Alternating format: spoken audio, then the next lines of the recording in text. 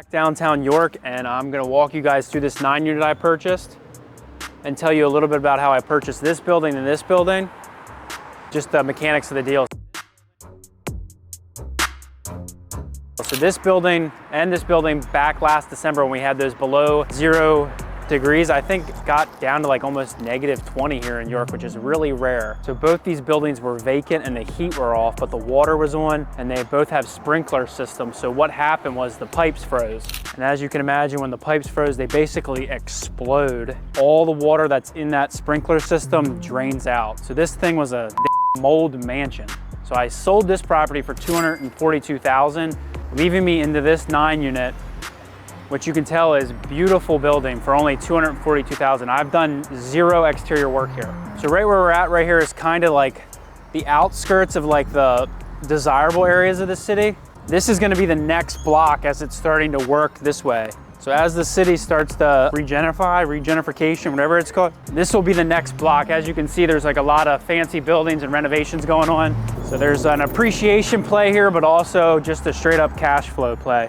Behind me, there's 9 mailboxes, 8 mailboxes, and then this one. So there's 9 units here. So basically, when I bought this, this was all not moldy, but just soaking wet, a lot of drywall issues. The floors were all warped. We came in here, fixed all that, put a fresh coat of paint, fixed the drywall, ripped up all the old VCT and Lawan, put fresh flooring down. Pretty nice looking LVP, pretty much bulletproof. This is the glue down LVP. LVP stands for luxury vinyl plank. It's basically an engineered plastic flooring that's like 100% waterproof and it's super durable. I went with the glue down version in this property because click together kind can actually shift over time. It's not as durable as what people think. This is glued down, it's commercial grade, it's not going anywhere. And even if it gets beat up, I can go over it again some other time. So this building has 8 efficiencies up here. Basically what an efficiency is a room, a kitchen, and a bathroom. So basically this is your living space. This is where you'll sleep, this is where you'll watch TV and hang out. I put P-Tech units, mini splits, in every unit centrally, so they have AC and heat. They will have a mini kitchenette. We'll clean this up. We're gonna give them a small fridge, maybe a cooktop, no stove, and then you have your bathroom with a full stand-up shower, vanity, pretty standard here. So I'm pretty excited about this building. Once this is fully rented, I'll probably make about $7,000 to $8,000 a month off this property, all while I sleep. This is the penthouse here. This is the biggest unit. So you got your walk-in shower, vanity, toilets will get back in place. This is your living room right here. And then this would be basically your bedroom, and then obviously your mini kitchenette. I was kind of torn about the not having a stove in here, but the more I thought about it, I don't really think too many people are baking pies or making prime rib in their oven down here in the city too much. So we got this beautiful stairwell here. We just painted it black. I was gonna try to strip it down and refinish it, but the more I thought about it, I just figured I would just paint over it. It's a little historic building. I'm not sure what this building was originally, but it was something important. So up here, there's 3 more units, similar layouts. I'll show you guys this cool view up here. Overlooks the historic York City.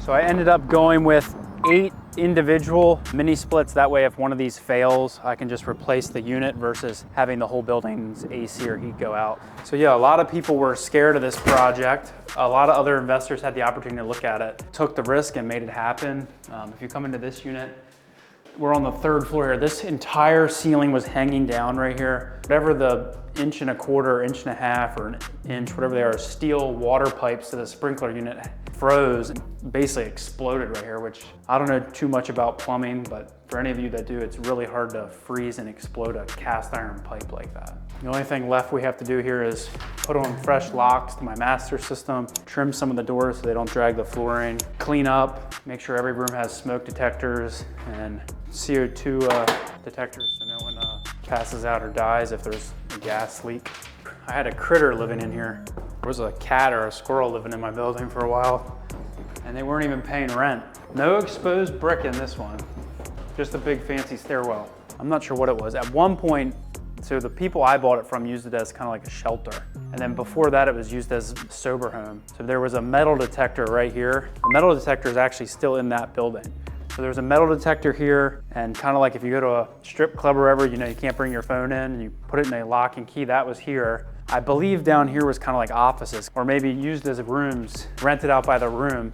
If you look, there's just like these, I carpeted them, but they're kind of dungeony style. So I was thinking about going to zoning and getting this, not the whole building rezoned, but getting approval to maybe put a wall here, rent that as one office, and then rent these like weekly, not weekly, but to just small startup businesses as offices for like $100. But I'm probably just gonna rent this whole floor as a big apartment and just let someone figure out what to do with all these rooms, because there's 1, 2, 3, there's 4 of them. I was thinking about renting these out as individual offices and then putting a wall here and putting a wall and a door here. So this is kind of like a common kitchen and break room. And then this could be kind of my office all down here, which would be pretty cool with the windows and stuff, but I'm not sure I want to have an office in a building that my tenants live in. If you buy light fixtures at Home Depot, for some reason, they're like really expensive. So I buy the same light fixtures that you get at Home Depot off of, where else? Amazon.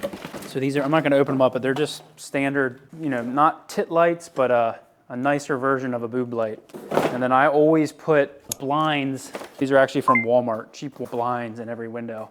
Some landlords don't like to do it because they end up getting broken, but I just try to provide that for the tenant because I'd rather replace that when they move out than a tenant screwing screws into the wall to try to hang curtains. And I definitely don't want them hanging towels and sheets over the windows with duct tape.